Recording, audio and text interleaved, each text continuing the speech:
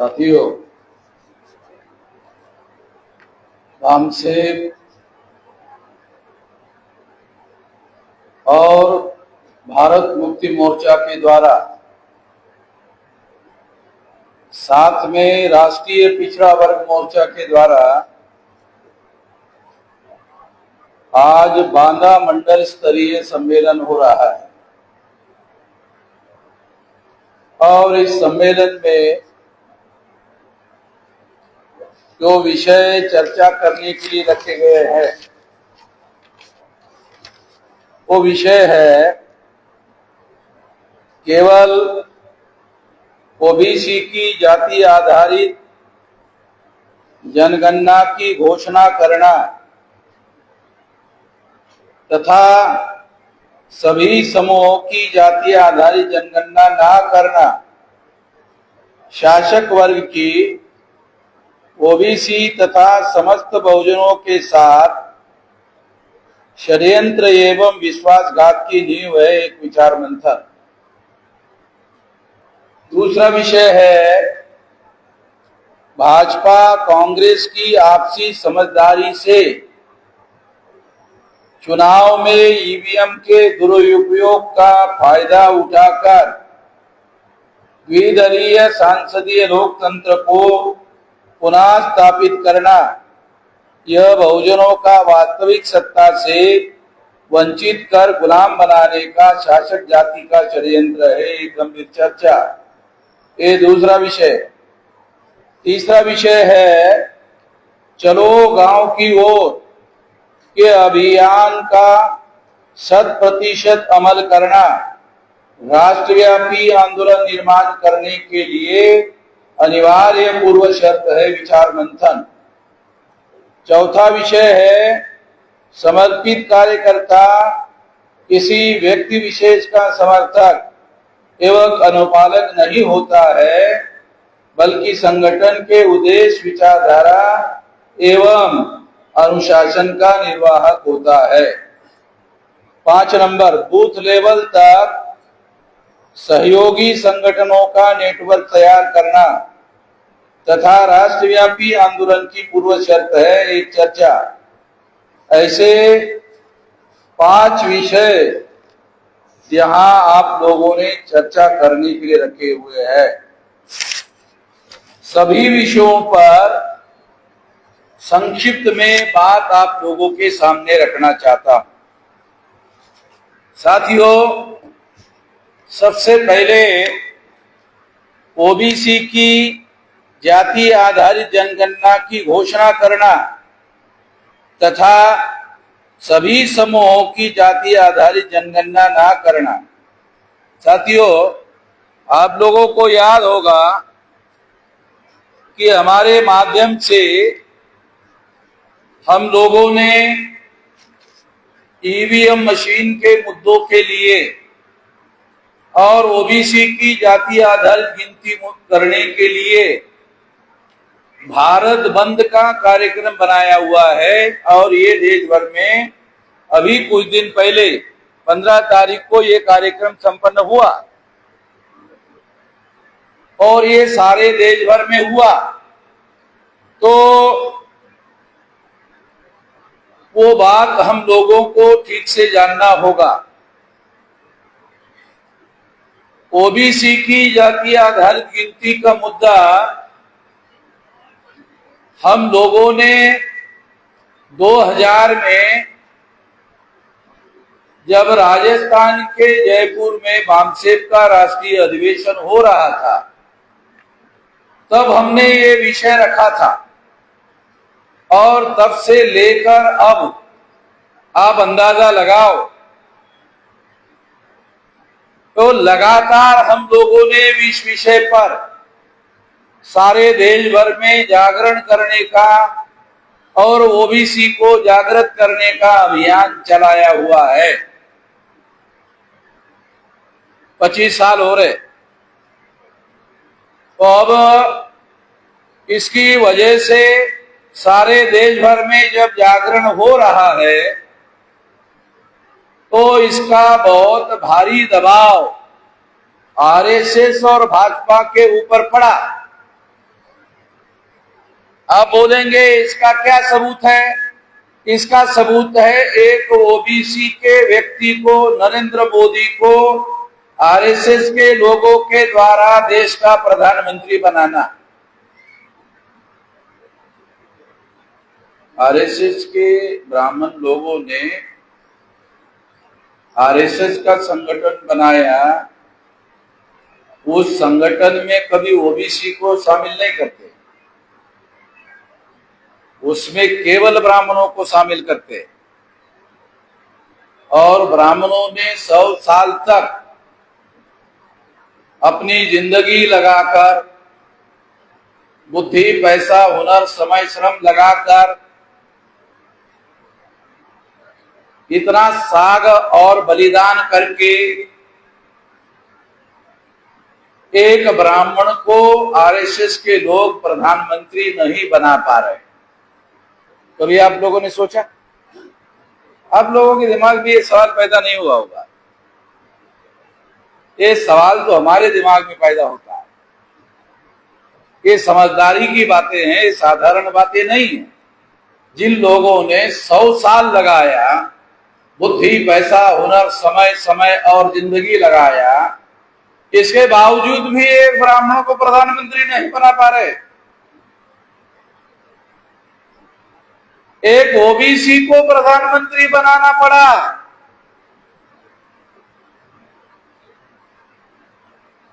वो हमारी वजह से।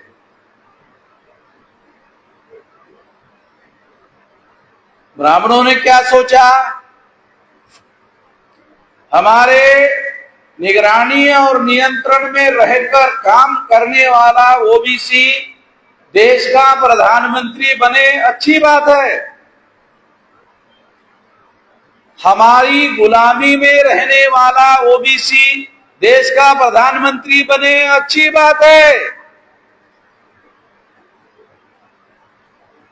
ऐसा ओबीसी देश का प्रधानमंत्री नहीं बनना चाहिए जो स्वतंत्र हो, जो आजाद हो, जो वामन मेश्राम के साथ मिलकर काम करने वाला हो। आजाद हो, हमारे साथ मिलकर काम करने वाले का मतलब है आजाद हो। और ऐसा आदमी अगर प्रधानमंत्री बनेगा तो ब्राह्मणशाही का अंत हो जाएगा।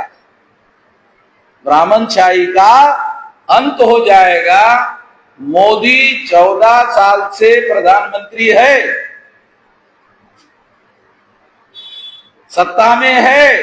14 साल नहीं, 11 साल से है, मगर ब्राह्मणों के वर्चस्व में कोई फर्क पड़ा? बल्कि ब्राह्मणों को लगता है कि ओबीसी की मदद लेकर ब्राह्मणशाही मजबूत कर सकते हैं, ऐसा ब्राह्मणों को लग रहा है। क्यों लग रहा है? क्योंकि ब्राह्मणों के गुलामी में रहने वाला ओबीसी उन्होंने देश का प्रधानमंत्री बनाया। प्रधानमंत्री बनाकर 11 साल हो गया, मगर ओबीसी की जाति आधारित गिनती का फैसला मोदी नहीं कर सके। ये इस बात का सबूत है कि वो आरएसएस के ब्राह्मणों का गुलाम प्रधानमंत्री है। सबूत के साथ बोल रहा हूं। अगर मैं सबूत के साथ नहीं बोलता तो मोदी के लोग मुझे एफआईआर करते और जेल में डाल देते। उनको मालूम है कि वामन मेश्राम को जेल में नहीं डाला जा सकता, क्योंकि वो सबूत के साथ बोल रहा है। मैं बगैर सबूत के बोल नहीं रहा हूं। प्रधानमंत्री हो, इसका क्या अर्थ है? प्रधानमंत्री भी संविधान से बंधा होता है। प्रधानमंत्री का अर्थ ये नहीं होता है कि वो ब्रह्मा हो। प्रधानमंत्री का अर्थ ये नहीं होता कि वो ब्रह्मा हो। प्रधानमंत्री भी भारत के संविधान को बंधा हुआ है। कानून और संविधान के दायरे में रहकर ही प्रधानमंत्री है। और जब वो प्रधानमंत्री बनता है, कब बनता है? शपथ लेने के बाद बनता है। और शपथ में क्या कहना पड़ता है? संविधान का पालन करूंगा। अपने पता नहीं आप सुनते हो कि नहीं सुनते हो? जब कोई व्यक्ति मंत्री शपथ लेता है तो उसको शपथ लेना पड़ता है कि संविधान के दायरे में रहकर कार्य करूंगा। तो संविधान के बाहर जाकर आरएसएस ने एक ओबीसी को प्रधानमंत्री बनाया। वो आरएसएस का, ब्राह्मणों का काम संविधान के दायरे के बाहर जाकर कर नहीं सकता। और अगर किया तो मेरा मुकाबला करना पड़ता है। वामन मेश्राम का मैदान में मुकाबला करना पड़ता है। मैं मैदान में उनका 3-13 बजा सकता हूं। मेरे पास 32 राज्यों में 625 जिलों में संगठन है। ये एकमात्र संगठन है जो 769 जिले हैं भारत में।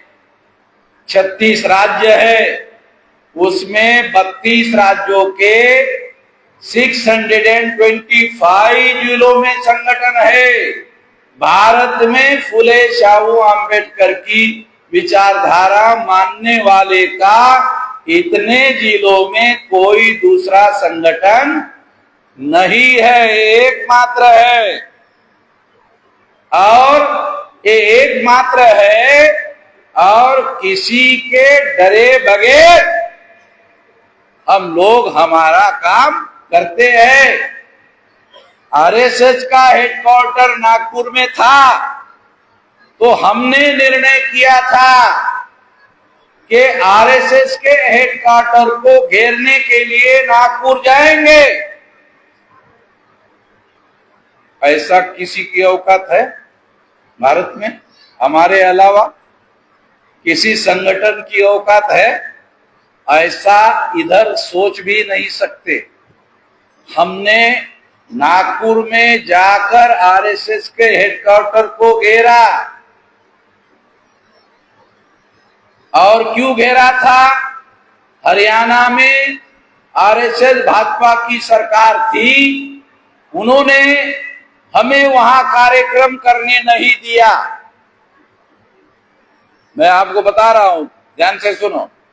हरियाणा में भाजपा की सरकार थी, उन्होंने वहां हमें कार्यक्रम करने नहीं दिया। मैंने कहा अच्छा, अब तुम्हारे लिए ज्यादा खतरा पैदा होगा। तो हमने नागपुर में उनका जो हेडक्वार्टर है वही घेर लिया। और घेरने के बाद फिर हरियाणा में गया तो हरियाणा में भाजपा की सरकार थी, हमें दोबारा कार्यक्रम करने के लिए कहा कर लो। पिछवाड़े पे साले लात मारा उधर नागपुर में तो बटन वहां दब दी।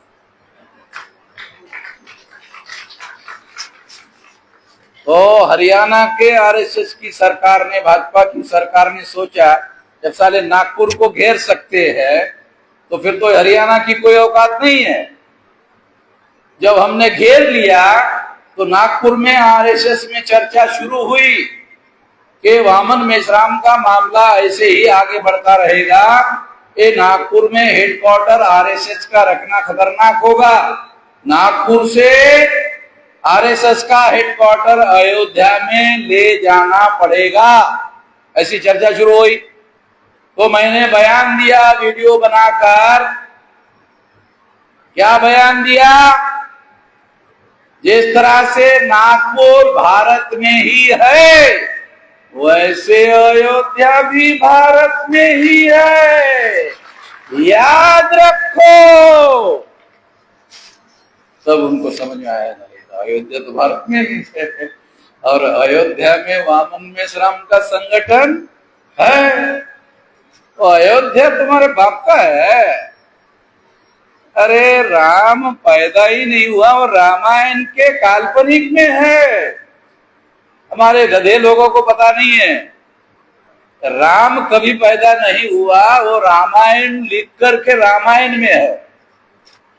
और सारे देश के ब्राह्मणों को चुनौती देता हूं, मेरे साथ टीवी पर बहस करने के लिए आ जाओ, मैं ब्राह्मणों के मुंह पर साबित कर दूंगा कि तुम्हारा राम काल्पनिक है। SC ST OBC के लोगों से मुझे बहस नहीं करना है, गधे लोग है, तो गधे लोगों से क्या बहस करना। वो तो खामखा ब्राह्मण जो बोलते हैं उसको मानते रहते हैं, बगैर किसी छानबीन के। साथ छानबीन भी नहीं करते। ब्राह्मणों ने कह दिया मान लिया, बहनों ने कह दिया मान लिया। ये मानने वाले लोग हैं, जानने वाले लोग नहीं है। SC ST OBC के जो लोग हैं, ये मानने वाले लोग हैं, जानने वाले लोग नहीं है। जानने वाले होना चाहिए।